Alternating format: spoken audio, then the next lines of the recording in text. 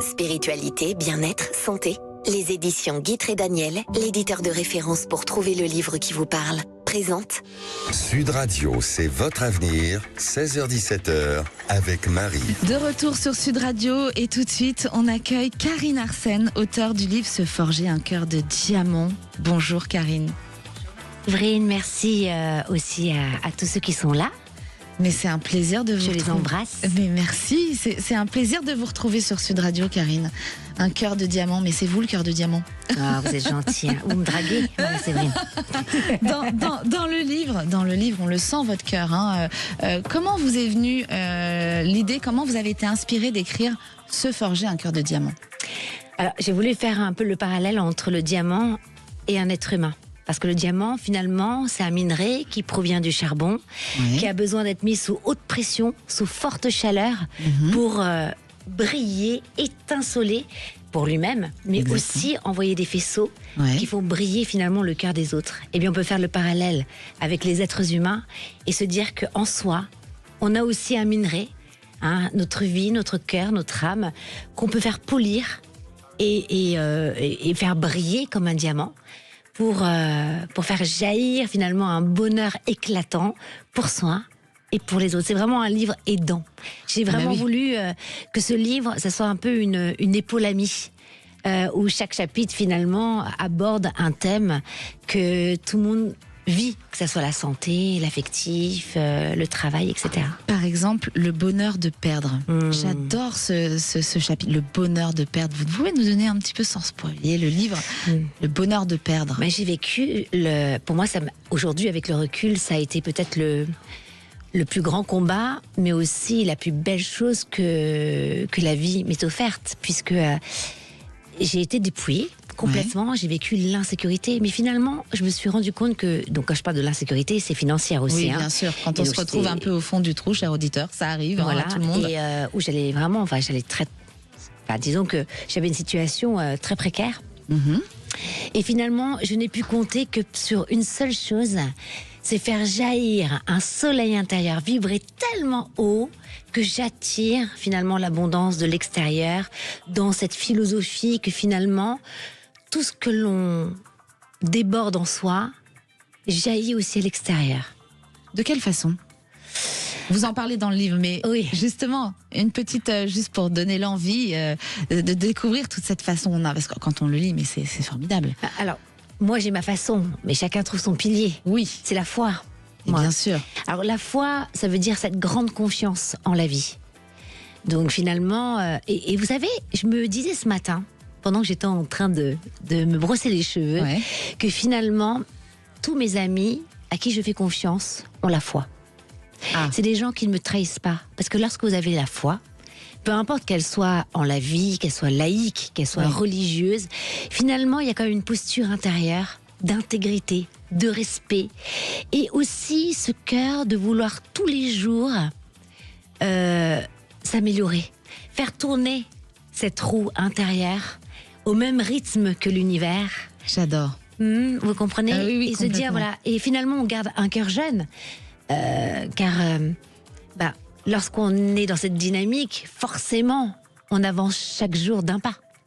Et justement, pour vous, quelles sont les qualités d'un cœur de diamant? Force, résilience, clarté, amour?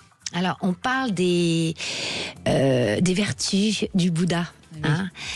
Le Bouddha qui est un être humain, Ouais. voilà, éveillé, voilà, qui a gagné en sagesse et en acuité, en émerveillement, etc. Et finalement, comment devenir heureux? Les vertus, c'est le courage. Mais parfois, c'est aussi le courage de dialoguer. Et oui, Quand on est fatigué. c'est pas toujours Ou quand facile. on est en colère, je vous entendais tout à l'heure avec vos auditeurs, parfois lorsqu'on est en colère, on peut brûler les graines de la paix. Il y a aussi la persévérance. Le deuxième prénom du Bouddha, c'est Nonin. Nonin veut dire le persévérant. Finalement, vous savez, moi j'ai vu beaucoup de génies dans ma vie, je les ai observés, Oui. et qui ne passaient pas à l'action, ne persévéraient pas. Mhm. Et finalement, lorsqu'on ne persévère pas, eh ben c'est pas eux qui gagnent, c'est pas les talentueux, c'est ceux qui, pour moi, le plus grand talent, c'est la persévérance, c'est le courage, la pureté aussi. la Oui. pureté de garder un cœur d'enfant, d'émerveillement, dans nos sociétés où tout le monde est là pour prendre du terrain, pour nous faire peur en fait. Et oui. Et pour alors nous faire ça. abandonner, de croire que la paix est possible. Vous savez, le mot diable, pourtant, bon, je suis bouddhiste, je suis pas Ouais, du tout bien chrétienne, sûr, mais mais c'est intéressant. j'adore, c'est hyper intéressant. La racine du diable, Oui, c'est division, le 2. oui. Alors que Dieu, c'est le 1, l'unité. Et oui, l'unité. Et la foi, c'est l'unité. La foi, c'est ressentir qu'on est tous interconnectés du microcosme au macrocosme. À partir de ce moment-là, quand on le ressent de façon intrinsèque, Ouais. on ne peut que chérir la personne qui est en face de soi. Que c'est beau. Et dans votre livre, vous proposez des pistes, des exercices. Et quel est celui qui vous a personnellement le plus aidé, vous? Un livre qui m'a beaucoup... il y en a tellement, vous savez, moi j'avais une émission sur C8, Le Mac qui fait du bien. Ouais. Et donc pendant 8 ans, j'ai mangé un livre par semaine. Et j'ai reçu tellement de thérapeutes. Écoute, celui qui me vient là comme ça, parce qu'il y en a plein, donc je voudrais surtout pas que certains se vexent. Ouais. J'ai beaucoup aimé Guérir quand c'est impossible d'Antoine Sénanque. D'ailleurs qu'on retrouvera dans un colloque au Grand Rex auquel je fais partie. Justement, parlez-nous de ce colloque. Alors, ce colloque et de Antoine Sénanque aussi, Guérir quand c'est impossible. En fait, c'est un grand colloque qui sera donc de 10h du matin jusqu'à 18h. Il s'appelle La conscience et l'invisible. Il y aura tous les pontes dans leur domaine qui seront là avec nous et chacun sera sur scène. Moi aussi, je vais parler d'un concept qui s'appelle les 9 consciences en bouddhisme et qui permet d'ouvrir le champ des possibles.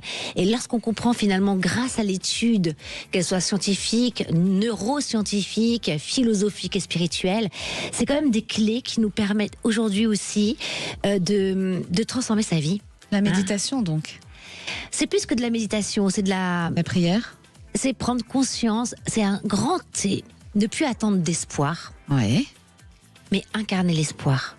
Incarner l'espoir. Voilà. Alors, ce colloque, rappelez-nous, c'est Alors c'est le dimanche 29 mars. Ouais, Dimanche 29 mars. Et donc, ça sera au Grand Rex. Au Grand Rex. Voilà, venez. D'ailleurs, moi, j'aurai aussi une séance de dédicace. Et ça sera l'occasion de retrouver toutes les personnes que j'ai... que vous avez rencontrées. Que j'ai rencontrées dans le bac qui fait du bien. Mais oui. Et ce sera la dédicace de Se forger un cœur de diamant. Alors, je vais sortir très prochainement. Voilà. Voilà, c'est ça. Au mois de mars, Je m'en doutais. un nouvel ouvrage. Ouais. Et j'ai hâte de vous en parler. Oh là là, Marie-Céline. donc ça c'est une surprise. On vous reviendrait pour nous parler de cet ouvrage, j'espère. Eh bien, hein. écoutez, ce sera avec grand plaisir. En tout cas, j'ai mis beaucoup de cœur, mais chaque livre que j'écris se veut aidant, accessible, autant pour les jeunes que les moins jeunes, quand même truffé de couleurs, de paraboles. J'aimerais que chaque personne dépose un nouveau regard sur le monde et que finalement, chacun peut vivre un petit conte contemporain. Et quel est le message que vous souhaitez transmettre à ceux qui n'osent pas encore croire en leur propre lumière? Finalement, lorsqu'on ne croit pas en sa propre lumière, c'est qu'on la reconnaît pas. On ne la ressent pas. Mais c'est important de faire ce chemin. Et le seul chemin pour voir sa lumière, c'est de déblayer nos souffrances. Couche par couche, comme un oignon. Et pourquoi c'est important? Parce que la paix n'est possible que si on fait ce travail-là. Comment voulez-vous, Marie-Séverine, que je vois votre cœur et votre lumière si je la vois même pas en moi? Et oui, c'est compliqué. Donc finalement, si je la vois en moi, même si je me retrouve devant une personne, d'ailleurs même la personne la plus cruelle peut aimer sa femme et ses enfants, eh bien même, je vais essayer de trouver cet endroit que je pourrais toucher en lui. Merci Karine. En tout cas, votre foi, on la sent, cet amour que vous donnez. Merci, Et si vous Marie-Séverine. avez envie de Merci. trouver votre lumière, eh bien, inscrivez-vous à ce colloque le 29 mars. Grand N'hésitez Rex, pas. ouais. Et pour le livre, eh bien, Se forger un cœur de diamant, Karine Arsène aux éditions de Guitry Daniel.